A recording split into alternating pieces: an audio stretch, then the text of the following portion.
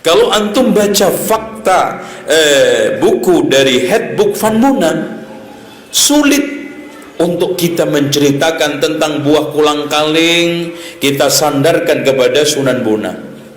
Apalagi jalan di sungai tidak tenggelam, terus kemudian tongkatnya ditancapkan ke tanah, dicabut keluar air, mata air yang segar. Nggak main-main, bukan hanya keluar air, kitabnya Brahmana yang dari India tenggelam di lautan, disedot keluar di situ. Sekarang yang sedang kita bicarakan adalah fakta sejarah Wali Songo. Pertanyaannya, ada atau tidak? Ini yang menjadi polemik. Kalau ada, kita tafsirkan kemana? Karena ada selama ini Wali Songo ditafsirkan sejarahnya dengan tafsiran Hindu dan Buddha. Makanya antum bisa lihat di dalam bukunya, katanya Ahmad Mansur Suryanegara, halaman 10 Romawi. Bukan. Ya, sebentar. Maaf. Oke. Halaman 16 Romawi. Kata beliau, Wali Songo hanya didongengkan atas nama Islam, tapi isi ajaran tetap Hindu dan Buddha serta mistik. Saya ambil contoh. Bagaimana sekarang ketika muncul kisah Sunan Bonang, semua orang Jawa wabil khusus dan Indonesia secara umum, kalau sudah mendengar Wali Songo, pasti buah kolang-kaling jadi emas. Itu yang dia kenal. Padahal Masya Allah Pak, semua sarjana Belanda mengatakan Sunan Bonang adalah rajanya ilmu. Oh Masya Allah. Dan kalimat ini bukan hanya isapan jempol. Kalimat ini bukan hanya sekedar pujian kosong tanpa fakta. Yang menjadi pembicara, waduh, HP ku ketinggalan di mobil. Ya, ada kitab tulisan Sunan Bonang asli, Masya Allah. Dan tulisan ini hanya beberapa lembar menyebabkan 3 sarjana Belanda mendapatkan gelar doktor. Diteliti, dan setelah saya baca, ya yang saya pahamin kurang lebih 40-60% dari bahasa itu, ya bahasa Kawi. Sayang HP saya ketinggalan, saya download, dan buku aslinya sedang proses perjalanan dari Belanda ke Indonesia. Karena kemarin saya sengajanya ke sana, alhamdulillah saya menemukan orang, kemudian kita hubungan WA, alhamdulillah dicarikan, bahasa Belanda ada, bahasa Inggris ada versi. Yang di dalam bahasa Belandanya disebut dengan Headbook Van Munang. Kemudian diterjemahkan di dalam bahasa Latin Kawi dengan Primbon 1 Sunan Bonang, Primbon Bonang 1, Primbon Bonang 2. Yang lebih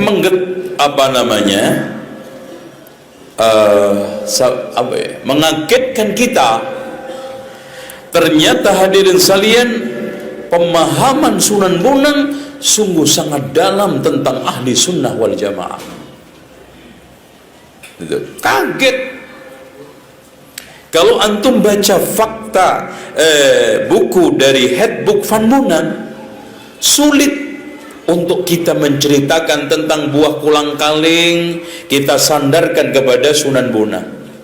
Apalagi jalan di sungai tidak tenggelam, terus kemudian tongkatnya ditancapkan ke tanah, dicabut keluar air, mata air yang segar. Nggak main-main, bukan hanya keluar air, kitabnya Brahmana yang dari India tenggelam di lautan, disedot keluar di situ. Yang lebih hebat lagi, kitabnya pun nggak basah. Coba bayangkan. Tuh. Ini fakta. Ya. Yang juga tidak kalah hebatnya, Pak, penguasaan Sunan Bonang terhadap kitab-kitab Arab sungguh sangat fasih.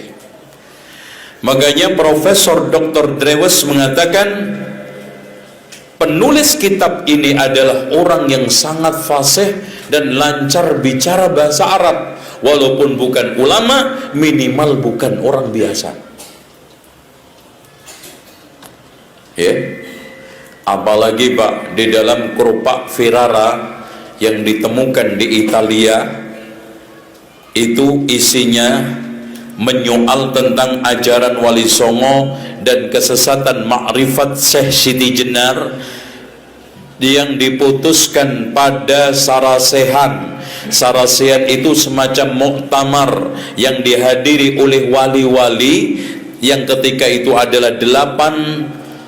Di sana kita temukan daftar pustakanya tidak main-main. Di antaranya adalah Raudhatut Thalibin karya Imam An-Nawawi, dan yang lebih hebat lagi, rujukan untuk mengambil sunnah-sunnah Nabi rata-rata mengambil Syarhus Sunnah karya Imam Al-Baghawi. Masya Allah. Jadi para wali itu sudah kenal kitab-kitab itu, Pak. Ya, kalau zaman dulu kan untuk cari kitab gitu kan susah. Di dalam Handbook Van Bonang dijelaskan, Sunan Bonang mentahdir, menjelaskan akar bid'ah itu ada 12. Masya Allah, Pak. Beliau menjelaskan tentang Mu'tazilah, Batiniyah. Masya Allah. Kaget antum yang selama ini kayaknya kesannya main wayang, main gong gitu. Iya kan? Yang lebih hebat lagi, di akhir daripada wejangan Sunan Bonang, di dalam kitab Handbook Van Bonang, beliau mengatakan mitronisun sami-sami niro muslim, karono siro-siro muslim sesamio, itu apa, tolong menolong, itu bahasa nanti ya, tolong menolong anyegao bid'ah lan dolalah. Masya Allah. Jadi kita sesama muslim harus tolong menolong di dalam melarang bid'ah dan dolalah. Tag jelas. Nanti antum kalau mau anak kirimin lewat WA. Itu tapi nggak tahu bisa baca nggak, ya? Karena bahasa kawinnya pertengahan. Saya itu membaca satu persatu itu karena harus mempelajari bahasa kawi satu persatu. Alhamdulillahnya Allah itu memang kadang memenangkan agama itu walaupun dengan penjahat termasuk orang kafir. Profesor Dr. Drewes memberikan satu syarah kalimat per kalimat bahasa kawi, artinya ini satu-satu. Lo coba aja bayangkan hadirin sekalian, Syekh Maulana Malik Ibrahim yang diklaim sebagian ahli sejarah Indonesia, katanya Syekh Maulana Malik Ibrahim itu adalah berpaham Syiah. Saya katakan tidak. Itu hanya ingin menguatkan Syiah di Indonesia. Antum lihat di halaman ini Pak. Sebentar. Halaman 138. Di poin 10, Masya Allah, anglampahaken kajatmikan ing syariat lan agami tan angucap-ucap lawan qadariyah lianono saking tan upayane. Paham nggak? Pasti nggak paham. Melaksanakan hukum dan amaliyah agama secara terang-terangan dan tidak berbincang-bincang dengan penganut qadariyah. Subhanallah. Jadi yang anti bid'ah itu bukan kita aja. Kemarin ketika saya umroh dan bedah buku di Jamiah Islam Madinah, dihadiri oleh mahasiswa S1, S2, S3, alhamdulillah. Habis itu ada yang minat disertasinya nanti tentang Wali Songo. Masya Allah, alhamdulillah. Dan salah satu kandidat doktor akan mengangkat tentang ajaran Wali Songo. Ini ada komunikasi terus, dan beliau minta keropak Ferrara. Udah saya fotokopikan, itu asli. Makanya saya bisa tegaskan Wali Songo itu ada otentik dengan dasar keropak Ferrara. Nah, saya tegaskan di tengah mereka ada yang kaget.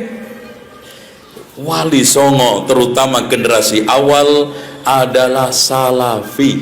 Loh, kaget. Salafi.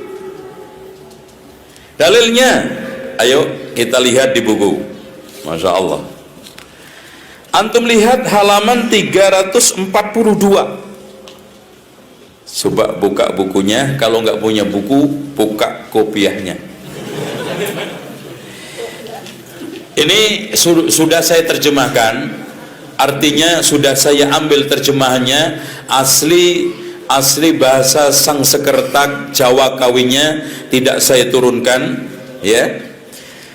Jangan ragu dan jangan terkacaukan oleh pengetahuan yang sesat dan kafir, karena Rasulullah telah bersabda dalam hadis qudsi, besok jika telah mendekati akhir zaman, banyak para ulama dan orang soleh akan menjadi beku. Mereka berganti dengan bid'ah yang berlebihan, yang merongrong agama Islam. Banyak kata-katanya yang salah, sesat dan kufur. Mereka akan berbaur dan menjangkiti orang-orang mukmin. Tidaklah kekal dunia ini, maka hendaklah diketahui bahwa menjelang kiamat akan banyak yang meninggalkan agama Islam ini. Sedikit yang sempurna yang tetap dalam Islamnya. Banyak yang Islam lalu menjadi munafik, menjadi Yahudi, menjadi seperti iblis, dan ada yang menjadi sesat atau syirik, ada yang menjadi kufur dan kafir. Mas, kira-kira antum berani mengatakan Wali Songo sufi? Masya Allah. Kira-kira apalagi syariahnya? Dalam bidang syariah antum lihat lembaran berikutnya 343, bagaimana tingkah laku melaksanakan perintah Allah yang baik dan yang perlu yang terkecuali bagi semua orang, dari perbuatan lahiriah seperti sholat 5 waktu sehari semalam, puasa pada bulan Ramadan, membayar zakat sesuai dengan kemampuan bagi yang punya uang. Kalau toh disimpan ataupun dipakai sebagai modal, harus dibayar zakatnya secara jujur, dan danya jangan diselewengkan. Jangan berdagang dengan alat-alat musik, sebab itu haram. Masya Allah. Masuk mas, ada wali main gamelan, ya. Jangan berdagang dengan alat-alat musik, sebab itu haram. Dan lakukan derma, sedekah, pergi haji, perang sabil, mandi dan mandi jinabat, membaca Al-Quran, melaksanakan sholat, menjauhi perbuatan-perbuatan mesum, pergi ke masjid dan ikut berkumpul dengan orang banyak untuk melaksanakan sholat Jumat. Wabah lagi mas. Berikut ini amalia yang harus dilaksanakan dan yang harus dihindari. Dari amar ma'ruf nahi mungkar, yang dihindari yaitu memakan makanan haram secara fisik maupun hasil dari perbuatan haram, minum minuman keras, berjudi, merampas hak orang lain, menyakiti hati orang lain, menipu, menghasut, mengingkari janji. Allahu Akbar. Yang hebat Pak, Wali Songo memberikan pembatal-pembatal keislaman 10. Subhanallah. Kayak sudah janjian sama Syekh Muhammad bin Abdul Wahab, padahal gak pernah ketemu. Wali Songo itu hidup pada abad 14-15. Syekh Muhammad bin Abdul Wahab abad berapa? 17 menjelang 18. Tapi Masya Allah Pak, persis ya, beda ungkapan. Dan anehnya, kenapa mereka ini juga memberikan kriteria pembatal keislaman 10? Kalau antum baca Nawaqidul Islam ada berapa? Subhanallah.